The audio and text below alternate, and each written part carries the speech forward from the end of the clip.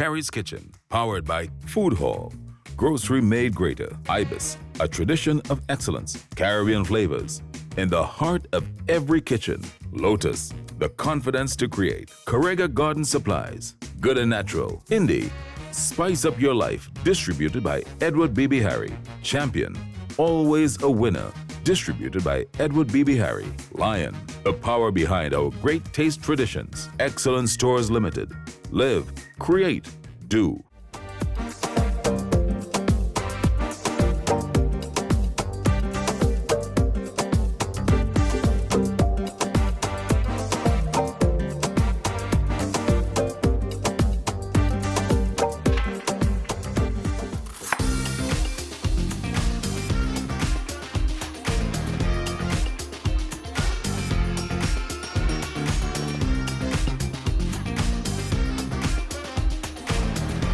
This one is for the pork lovers out there. So first I'm going to keep it classic with one dish and chef it up with the next one. But first, I'm going to need that pork. Morning, sir. Morning, Chief. How are you? Good, good. How are you doing? I'm blessed. Yes, man. Well, I see you have some fresh pork here, Yes, so no problem. I hear you're the man to come to. What did you just do? So I want to get some pork shoulder for some jeera, and then a slab of pork belly. I trust in you. You're the man who's the pro with this, so I'll trust you with that one. Yeah, I'll take the belly. Yeah, I'm gonna fry it actually. Yeah, for jeera size.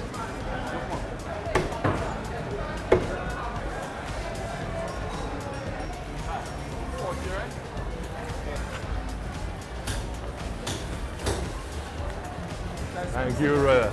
You too, brother. Blessings. Yeah. So I have my pork shoulder and my pork belly, so it's time to go to the kitchen and start cooking.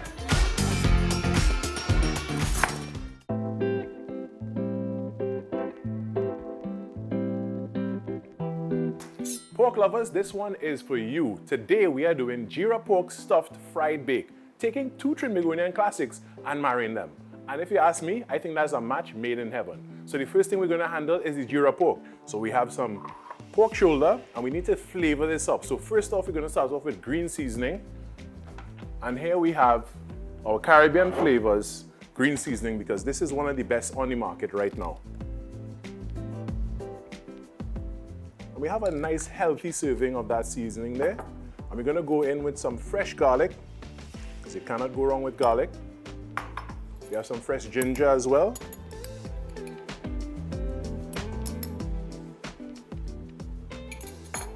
We want some spice in that, so we're going to throw some hot sauce in here.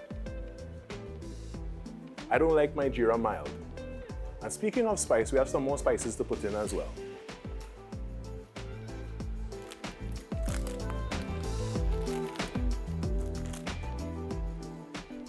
So we're starting with flavor, and we're going to use a little bit more of that later on when we are going to parch that in the oil, and some Indie curry. And of course, you start off with some salt. I have a pimento in here, and I'm just going to get that in one time. So I'm going to cut that stem off. This time we don't have to be too finicky about the shape of it, because everything is going to meld together very well.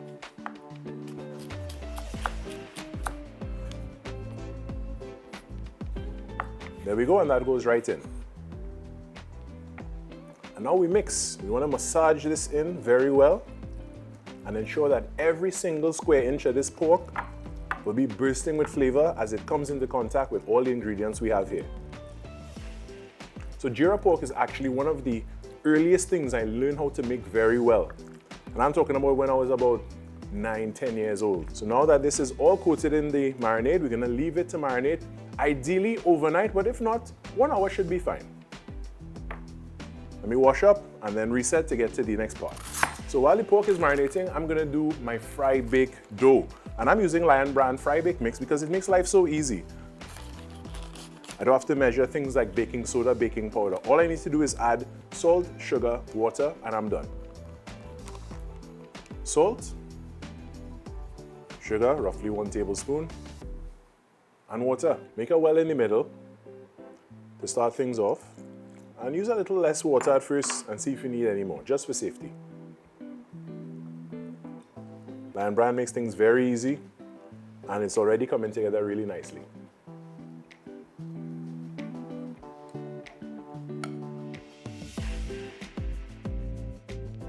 Right, and this dough is just about ready, so I'm going to form it into a ball using the slap and roll technique. And you know it's ready because it's smooth on the outside. And now it's just to let it rest for 15 minutes. Now I'll clean up this station, let this rest, cover down, of course, and then it's time to tackle the pork. And it's time to get this Jira pork going. So first things first, in a hot pan goes your oil. From there we want to toast some cumin seeds because that's the way the flavor is coming from. And we're doing cumin in 2 ways this time. When the aroma starts to come out and you start to see it just change color a little bit, then we're gonna add some more flavor boosters, and from there, when it's sizzling hot and we've parched the spices, then we're gonna add the pork into there, and then it's an hour-long process after that point. So this is what we're looking for. We're getting some nice color on the inside. So we're gonna go in with some onions, basis of flavor. And you don't wanna put the garlic just yet, because garlic tends to burn faster than onions. So you wanna get a little bit of a toast on the onions as well when they start getting a little translucent, which will take roughly 1 to 2 minutes. And this pan is nice and hot, this Berlinger House pan that I'm using. So in goes the garlic, because the onion's already where I want it to be. Let's saute this garlic as well, release those aromas and the oils. All right, so we have a nice toast going on our aromatics here, and we're gonna add this ground cumin. We're just going to lightly parch it as well. And immediately the aromas are coming out. Now we're going to add some water to bloom this. And once it does and it reduces back down to the consistency I wanted, then we're going to add the pork.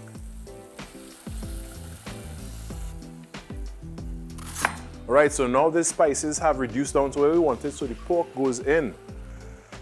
There we go, get it in there. And you want to make sure you coat the pork with all these nice spices that you took your time to bloom and come back down. And the reason why we bloom it is because for some people, the spices are too harsh on their stomach. So if you don't cook it properly, it'll make your stomach feel upset. So at this point, we are going to cover it and let the pork spring its own juices. Then we'll decide if we're going to add any more water to that to then let it simmer. All right, so now we're gonna check, and yeah, this has sprung enough water. So we're gonna add just enough water to just cover it. And now that that is done, we're gonna reduce this to a simmer and just let it cook until it is tender. So with that, our Jira is done, so that comes off the fire. And now I'm gonna start working on the fry bake. So I have some oil starting in my pan. We're gonna do a shallow fry. So it's well rested. We're gonna separate this into 3 bowls, so that we could get 3 good size fried bakes. So I'm gonna roll this out because this is going to be filled in a little bit.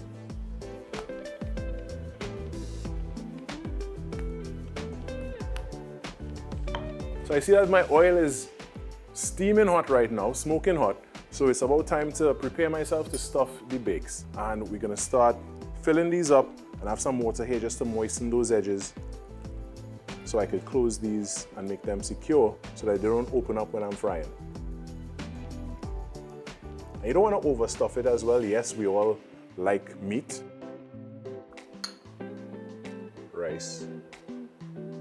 Then what you do is you close it up, moisten the edges, a little bit of water. So you want to pinch the edges to just ensure that they completely close, because if this opens up on you while it's frying, it might be a bit of a disaster, and we don't want that. Because we're shallow frying, you may want to turn it on the sides as well, just to ensure that that side is also cooked all the way through and you're not biting into raw dough.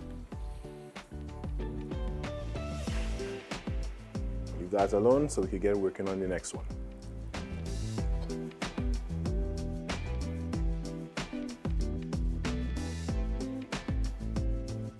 And now that we are done frying all of them, it's time for the moment of truth. And by that I mean plating time. So all the way through. We have this nice gyro pork. We're gonna finish this plate with some shaved cabbage and some freshness with a lime wedge. All right, so again, this is the marriage of two Trinbagonian classics, fried bake and gyro pork. And of course, we have to pair it with one more, which is some good old Morby. And of course, the best Caribbean flavors. Give it a little stir.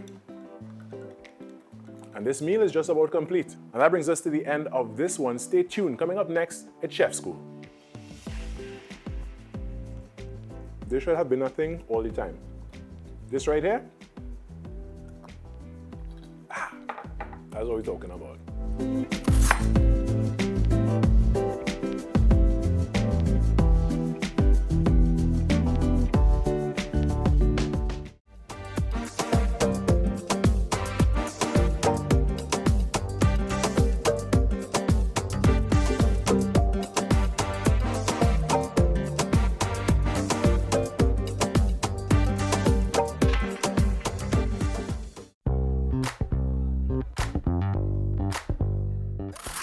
Welcome to Chef School, and for this edition, we are going to learn how to trim and clean pork belly so that we can do some fried pork. So the first thing you want to do is flip it on the meat side, and you'll see that there's a lot of fat, there's silver skin, so you just need to trim all of that. And what you need for this is a sharp knife. So the first thing you want to do is make sure you have everything nice and dry. That's why I have this paper towel here. So you want to pat everything dry from all those juices and all those things that will make your life a little more difficult, and you don't need that. So we patting this dry, and once we pat this dry, it's time to start the butchery. So the skin is a little bit tough, so you're just going to slice right through it with your nice sharp knife. My knife is a Berlinger house knife that I got from my good friends at Excellent Stores. So now the skin is free from that side, I can now work on the excess fat and the silver skin. So you just want to take the edge of your knife and just gently go in the same direction as the grain of the meat, because you're trying not to go against the grain in this case, because you just want to trim away the excess fat and all these things that you don't really want in your meal. The silver skin is also something that is not quite edible. Even when it's cooked, it's very chewy, and you don't want that, so you want to, again, just go gently with your knife. If you look closely, and it peels away from the meat. And again, the excess fat on the end there, you want to trim off.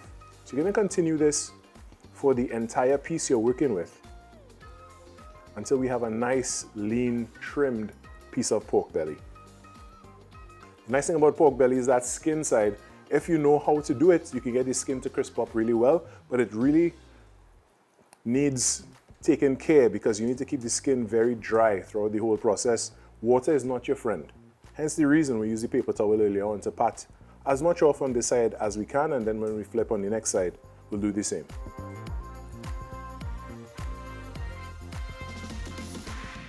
And if there's a flap of meat that is in your way, it's, these are all connected pieces of muscle, so you may just need to slice it away to make your piece of pork belly even, because for even cooking, you need to ensure it has an even surface. So that's why sometimes it's necessary to trim. And the fat actually tells you where to cut, because the fat actually goes within the separations, the natural separations of the meat. And of course, you won't waste this. You could use this in a stir fry. You could use this in something else as well. Now we're down to the last layer here. And I see the silver skin. So again, just carefully using my knife, I'm going right under it and making sharp, short cuts, making sure I continue to pull it, so hopefully it could come off in a big piece and you're not making a million little cuts. So we're pretty much done with this piece, and I'm going to continue with this other piece I have here. Clean this up really nice, because this is what we're going to use coming up in Chef'd Up.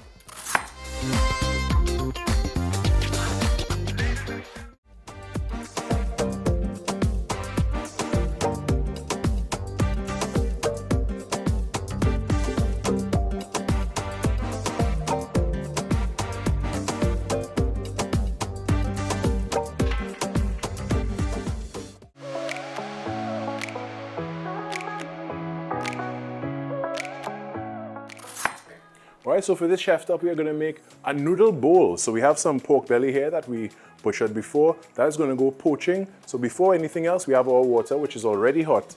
And to that, we're gonna add some flavor. So in we go with some Caribbean flavors, star anise, and some pink salt.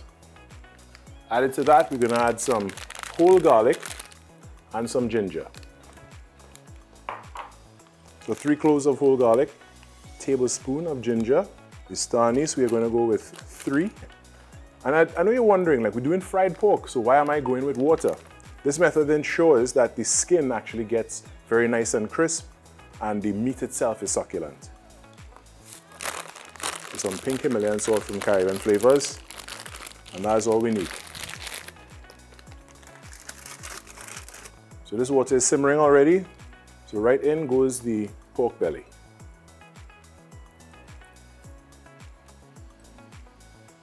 And this will poach for about 7 minutes, or until it cooks all the way through.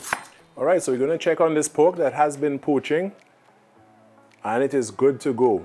So I'm gonna turn this off, and this is gonna reserve. I'm gonna remove it from the pot, dry it, and reserve that to cook later on for the deep fry. Right now, I'm gonna prepare some scallions, because we have some veg to prepare as well. And we're just gonna do some nice scallion rounds, which is gonna add some freshness at the end of that dish. I will save this for later on. Now we're gonna saute some veg. So we're gonna grab a new pan. In goes a splash of sesame oil. We're gonna let this heat up for 1 to 2 minutes. While that is happening, we could also season our noodles. So these are bean thread noodles, and this is dressed with sesame oil to get that nutty aroma. Some sesame seeds. Just a pinch of scallion rounds. Some fresh garlic, fresh ginger,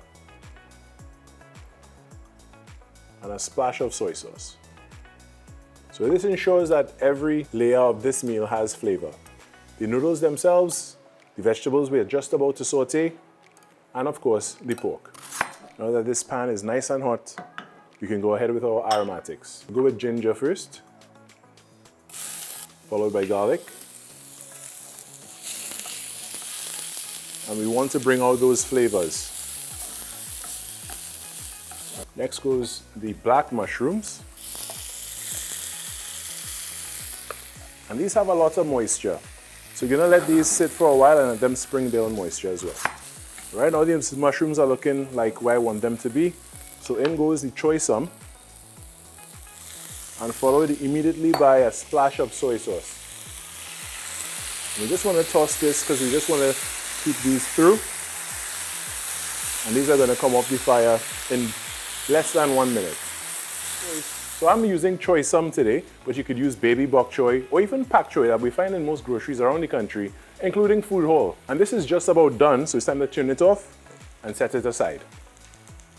So after the porks were poached and reserved, we deep fry them, and this is the last one coming out, and these look so good. So you know what? It's time to plate, turn this off, and let's go.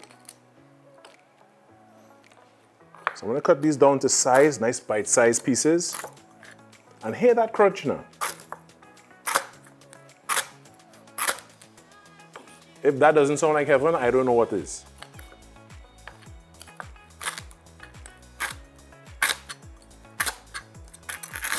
We'll start off with a nice plate here with some noodles. And these have been dressed with garlic, ginger, soy, sesame. So you want to build some height. You know, just get another dimension on your plate. Next, we'll go with some vegetables. So we have some black mushrooms here. And we have a nice contrasting color coming up with the choy sum. And it's a nice balanced meal with all these umami flavors going and the ginger, the garlic, the sesame, and everything like that. This looks like a very healthy plate. But here comes the star of the show, which is this fried pork.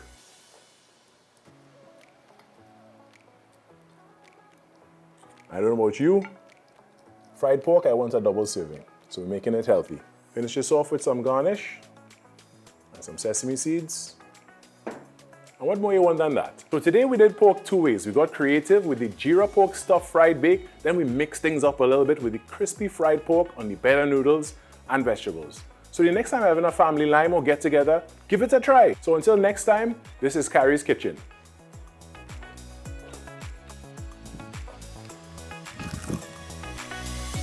I'm excited all day because really this is a dream come true. I've wanted a cooking show for a long time since I started working at TTT, and now almost 7 years later, it is coming to fruition. It is here now. So I'm really excited. This episode in particular, we're doing is about pork. I am a pork mouth. I don't know who knows me, but people know I'm a pork mouth, and I'm very excited about this episode.